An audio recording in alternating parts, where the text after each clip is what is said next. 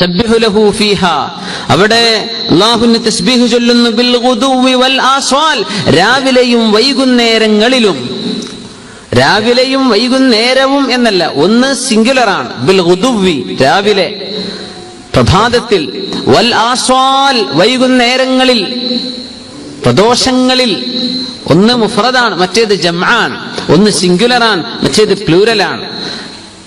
5 നേരത്തെ നിസ്കാരം ഇതിൽ ഉൾപ്പെട്ടിരിക്കുന്നു എന്ന് മുഫസ്സിരീങ്ങൾ ഇവിടെ പഠിപ്പിക്കുകയാണ്.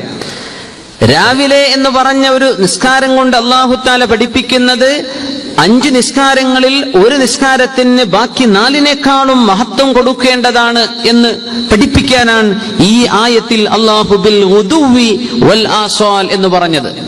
ഏതാണ് ഈ സമയങ്ങൾ? രാവിലത്തെ നിസ്കാരം എന്ന് പറഞ്ഞാൽ ഏതാണ്? സ്വലാത്തു സുബ്ഹ്, സുബ്ഹി നിസ്കാരമാണ്. അതാണ് ഗുദുവ്. സൂര്യോദയത്തിന് മുമ്പുള്ള സമയമാണ് ഗുദുവ് എന്ന് പറയാം. ആസ്വാൽ എന്ന് പറഞ്ഞാൽ മദ്യം, പകലിന്റെ മദ്യം കഴിഞ്ഞാൽ ആഫ്റ്റർനൂണുകൾ, ആഫ്റ്റർനൂൺ സമയങ്ങൾക്കാണ് നമ്മൾ ആസ്വാൽ എന്ന് പറയാം. ളുഹ്ർ നിസ്കാരം എന്ന് പറഞ്ഞത് സവാലിൽ നിന്ന് തെറ്റിയതിന്റെ ശേഷം, സൂര്യൻ മധ്യത്തിൽ നിന്ന് അല്പം തെറ്റിയാൽ ളുഹ്റിന്റെ സമയമാവുക അല്ലേ? അപ്പോൾ തന്നെ ളുഹ്ർ ആസ്വാലിൽപ്പെട്ട നിസ്കാരമാണ്, കാരണം മദ്യം കഴിഞ്ഞിട്ടാണ്. അതിനാണ് ആസ്വാൽ എന്ന് പറയാം. സുബ്ഹാനല്ലാഹ്. അസ്ർ ആസ്വാലിലാണ്, വൈകുന്നേരങ്ങളിലാണ്. അസീൽ, ആസ്വാൽ. മഗ്രിബ് അവിടെയാണ്, മഗ്രിബ് കഴിഞ്ഞ് തൊട്ടുടനെ വരുന്ന ഇശാ, 4 നിസ്കാരവും ളുഹ്റിന്റെ മധ്യത്തിന് ശേഷമാണ്. പ്രഭാതം എന്ന് പറയാൻ ഒരു നിസ്കാരമേ ഉള്ളൂ, സ്വലാത്തുൽ ഫജ്ർ. സുബഹി നിസ്കാരത്തിന്റെ മഹത്വം അറിയിക്കാനാണ് ഇങ്ങനെ ഒരു പദപ്രയോഗം അള്ളാഹുവിന്റെ വചനത്തിൽ വന്നത് എന്ന് മഹാനായ അല്ലാമ ശൻഖീത്ത് റഹ്മഹുല്ലാഹ് അവരുടെ തഫ്സീറിൽ എടുത്ത് ആ വിഷയം ചർച്ച ചെയ്തിരിക്കുന്നു. സുബ്ഹാനല്ലാഹ്. അങ്ങനെ ഒരു മഹത്വമുള്ള നിസ്കാരമാണത്. 2 നിസ്കാരമുണ്ട്. ലാ യുതീഖുഹുൽ മുനാഫിഖൂൻ, മുനാഫിഖീങ്ങൾക്ക് അതിന് സാധ്യമല്ല എന്ന് റസൂലുള്ളാഹി സ്വല്ലല്ലാഹു അലൈഹി വസല്ലം. മുനാഫിഖ് എന്ന് പറഞ്ഞ ആരാണ്? കപടവിശ്വാസി, ഹിപ്പോക്രൈറ്റ്സ്. ആൾക്ക് മുസ്ലിമിനെ പോലെ കാണിച്ച് ജീവിക്കാം, പ്രത്യക്ഷത്തിൽ മുസ്ലിമാണ്, പക്ഷെ ഉള്ളിൽ എന്താണ്? കാഫിറാണ്. അങ്ങനത്തെ കാഫിറാണ് ഉള്ളുകൊണ്ട്. പക്ഷേ അയാൾക്ക് എങ്ങനെങ്കിലും മുസ്ലിം സമൂഹത്തിന്റെ ഉള്ളിൽ പിടിച്ചു നിൽക്കണമെങ്കിൽ ഒപ്പിച്ചു കൊണ്ടുപോകാൻ പറ്റുന്ന നിസ്കാരങ്ങളുണ്ട്, 3 കുഴപ്പമില്ല. ളുഹറും അസറും മഗ്രിബും കിട്ടും, കുഴപ്പമൊന്നുമില്ല. പക്ഷെ ബാക്കി 2 മുനാഫിക്കിന് നിസ്കരിക്കാൻ പറ്റൂല, അവനത് ഭയങ്കര ഭാരമാണ്. ഏതാണത്? സ്വലാത്തുൽ ഫജ്രി വ സ്വലാത്തുൽ ഇശാ. ഒന്നും സുബഹി നിസ്കാരമാണ്, മറ്റേത് ഇശാ നിസ്കാരമാണ് എന്ന് റസൂലുള്ളാഹി സ്വല്ലല്ലാഹു അലൈഹി വസല്ലം. നമുക്ക് മഗ്രിബായാൽ പിന്നെ ലൈറ്റുകളും സ്ട്രീറ്റ് ലൈറ്റുകളൊന്നും ഇല്ലല്ലോ. മഗ്രിബായാൽ പിന്നെ ഉറങ്ങുകയാണ്. അപ്പോഴേക്കും മുനാഫിക്കിന് ഉറക്കിന്റെ നേരമാണ്. ഇശാ ആകുമ്പോഴേക്കും ഭക്ഷണം കഴിക്കും, പിന്നെ അവന്റെ ഉറക്കാണ്, പിന്നെ അവന് മറ്റ് ബാക്കി സുഖങ്ങൾ അന്വേഷിച്ചുള്ള ഓട്ടമാണ്. അതുകൊണ്ട് അവർക്ക് ഇശാ പ്രയാസമാണ്. സുബഹി നിസ്കാരത്തിനും അവർക്ക് കഴിയില്ല, അവർ ഉറക്കിലാണ്. ബിൽ ഗുദുവ്. റസൂലുള്ളാഹി സ്വല്ലല്ലാഹു അലൈഹി വസല്ലം തങ്ങൾ പറഞ്ഞു, ലൗ യഅലമിൻ നാസ്, ജനങ്ങൾക്കറിയുമായിരുന്നുവെങ്കിൽ സുബഹി നിസ്കാരത്തിനും ഇശാഇനും അല്ലാഹു നൽകുന്ന പ്രതിഫലം എത്രയാണെന്ന് അറിഞ്ഞിരുന്നുവെങ്കിൽ ലഅതൗഹുമാ വലൗ ഹബ്വൻ, നടക്കാൻ പറ്റാത്തൊരു മനുഷ്യനാണെന്ന് വിചാരിക്കുക, ആ മനുഷ്യൻ പോലും കാലിൽ മുട്ടുകുത്തിയിട്ടോ ഞരങ്ങിയിട്ടോ പോലും ഈ നിസ്കാരങ്ങൾക്ക് എത്തുമായിരുന്നു എന്ന് റസൂലുള്ളാഹി സ്വല്ലല്ലാഹു അലൈഹി വസല്ലം. മൻ സല്ലൽ ഫജ്റ ഫീ ജമാഅ, ഒരു മനുഷ്യൻ സുബഹി നിസ്കാരം ജമാഅത്തായി നിർവഹിച്ചാൽ ആ മനുഷ്യൻ അല്ലാഹു തആല രാത്രി തഹജ്ജുദ് നിസ്കരിച്ചതിന്റെ കൂലി കൊടുക്കുമെന്നും റസൂലുള്ളാഹി സ്വല്ലല്ലാഹു അലൈഹി വസല്ലം. അപ്പോ മഹത്വമേറിയ നിസ്കാരം ദിവസം ആരംഭിക്കുകയാണല്ലോ, ഒരു ദിവസം ആരംഭിക്കുകയാണ്. അത് അല്ലാഹുവിന്റെ ദിക്റിലാണ് ആരംഭിക്കുന്നത്. ഉറക്കത്തിന് എഴുന്നേൽക്കുമ്പോ പിശാചിന്റെ മുഴുവൻ കെട്ടുകളും അഴിച്ചുവിടുകയാണ്, ദിക്ർ ചൊല്ലി എഴുന്നേൽക്കുകയാണ്, വുളു എടുക്കുകയാണ്, നിസ്കരിക്കുകയാണ്. പിശാച് കെട്ടിയ 3 കെട്ടുകളും അപ്പോഴേ അഴിയുന്നുള്ളൂ. രാവിലെ മുതൽ ഇതുവരെ കെട്ടഴിയാതിരിക്കുന്ന ആളുകളുണ്ടാവും.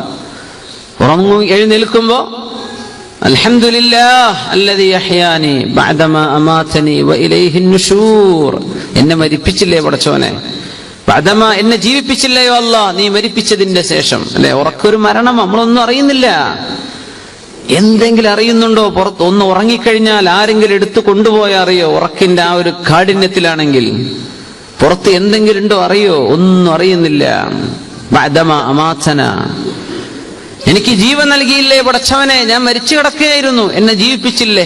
വഇലൈഹിൻ നുശൂർ, നിന്നിലേക്ക് ഒരിക്കൽ ഞങ്ങൾ എല്ലാവരും മടങ്ങി വരിക തന്നെ ചെയ്യും പടച്ചവനെ. അതിന്റെ ഒരു ട്രയൽ ഓരോ ദിവസവും നീ ഞങ്ങൾക്ക് നൽകുന്നുണ്ട്. അതാണ്, എല്ലാ ദിവസവും നമ്മൾ മരിക്കുന്നുണ്ട്, എല്ലാ ദിവസവും നമ്മൾ എഴുന്നേൽക്കുന്നുണ്ട്. നമ്മുടെ ഉറക്കും ഉണർച്ചയും അതാണ് നമ്മെ പഠിപ്പിക്കേണ്ടത്.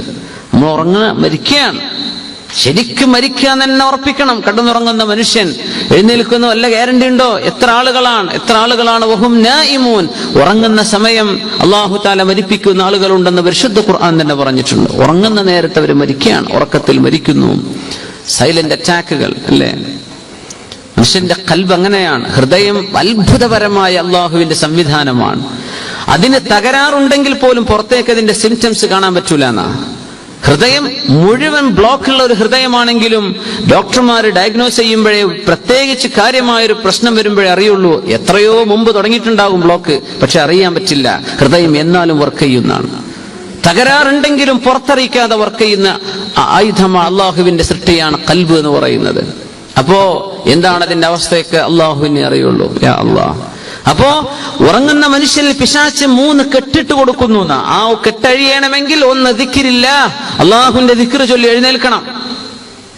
അൽഹംദുലില്ലാ എന്ന് പറഞ്ഞ് എഴുന്നേൽക്കുമ്പോ രാവിലെ ആദ്യമായി നാവിൽ നിന്ന് വരുന്നത് ബിൽ ഗുദുവി, ആ പ്രഭാത നേരത്തും നമ്മൾ തസ്ബീഹ് ചൊല്ലിയിട്ട് എഴുന്നേൽക്കുക അല്ലേ? അൽഹംദുലില്ലാഹ് അല്ലദീ അഹ്യാനി ബഅദമാ അമാതനി വഇലൈഹിൻ നുശൂർ. എല്ലാവരും പറഞ്ഞു നോക്കിയേ, അൽഹംദുലില്ലാഹ് അല്ലദീ അഹ്യാനി ബഅദമാ അമാതനി വഇലൈഹിൻ നുശൂർ. ഇതൊന്നും പറയാൻ കിട്ടൂല എന്ന് വിചാരിക്കുക. അൽഹംദുലില്ലാഹ്, അല്ലാഹുവേ നിനക്ക് സ്തുതി, പടച്ചവനെ ഞാൻ എഴുന്നേറ്റല്ലോ, അൽഹംദുലില്ലാഹ്. പിന്നെ വുളു എടുക്കുകയാണ്. വുളു എടുക്കുമ്പോഴേക്കും 2ാമത്തെ കെട്ടുമഴിഞ്ഞു.